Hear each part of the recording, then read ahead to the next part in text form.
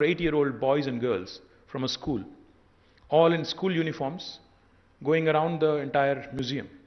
I said, this is interesting. I mean, a grown adult like me, I might find this interesting, but what would this be of interest to any of these young kids, especially those in second grade or third grade?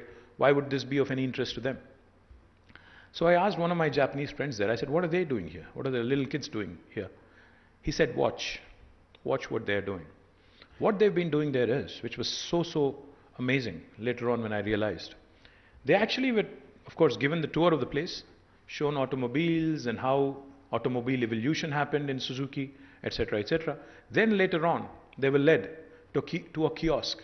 A kiosk, like the vending machine that we have for soda and other snacks. Typically, that you'd run into in a hotel lobby or in your office.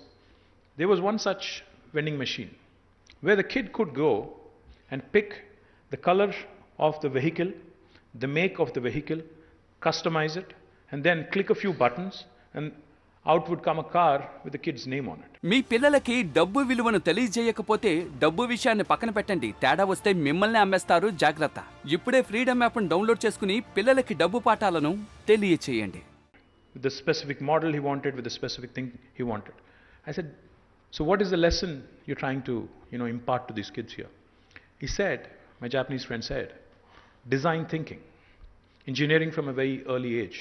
We need to tell our kids that manufacturing really holds the key to the growth of the world, to the expansion of your thinking, and to the expansion of your abilities, because the world cannot do without, we are all seated on furniture here. I'm speaking in a mic. Each of this is manufactured somewhere in the world. Each of this is designed in a certain way.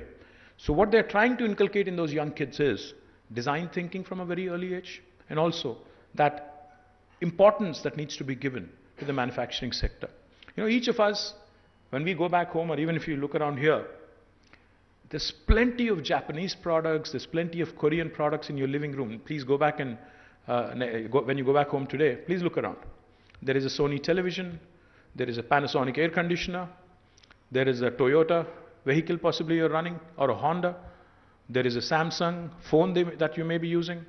There is a LG refrigerator possibly in your home.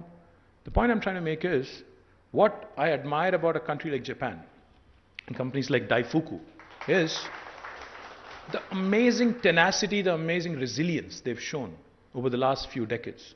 Remember, Japan was the only nation in the world which had experienced the most tragic and most devastating atomic explosion, Hiroshima and Nagasaki.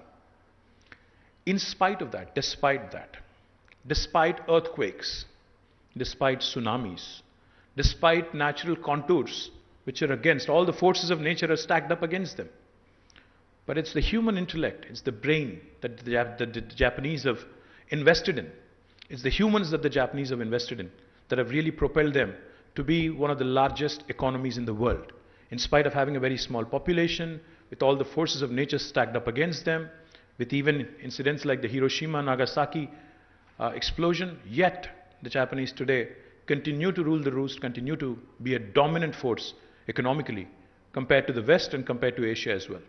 Same applies to Korea. So the one thought, when Srinivas Garu says, we need to focus on manufacturing. Yes, we need to focus on manufacturing. But what I told the US Consul General is, we need to pick up the best elements from different parts of the world. India cannot, and India does not have the latitude.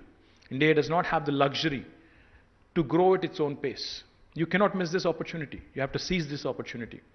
We are uniquely positioned now where the world is looking at different manufacturing, the world is looking at alternate manufacturing locations outside of China. If India has to latch on to this, we have to do what the US has done in the last 30 years in a span of next 10 years.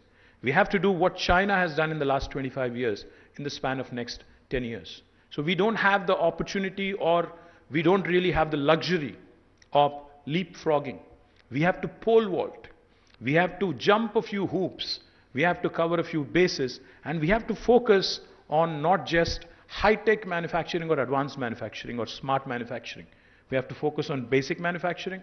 We have to ensure we also get the efficient, smart manufacturing which is coming out as part of Industry 4.0, Industrial Revolution 4.0. And we also have to ensure that we instill and inculcate design thinking at the school curriculum level, at a very young age, at a school curriculum level, at basic education level, and most importantly, even in the vocational training institutes that we have, the polytechniques, the ITIs, etc., etc. We also need to ensure, in fact, I was talking to Procter & Gamble yesterday, myself, Jayesh, we had a meeting with them. Right after the meeting, when I told them that I want you to enter, and I want you to enter, they have a huge manufacturing facility here where they produce liquid detergent and a bunch of other things from Telangana. మీ పిల్లలకి డబ్బు విలువను తెలియజేయకపోతే డబ్బు విషయాన్ని పక్కన పెట్టండి, తేడా వస్తే మిమ్మల్ని అమ్మేస్తారు, జాగ్రత్త. ఇప్పుడే ఫ్రీడమ్ యాప్ను డౌన్లోడ్ చేసుకుని పిల్లలకి డబ్బు పాఠాలను తెలియచేయండి.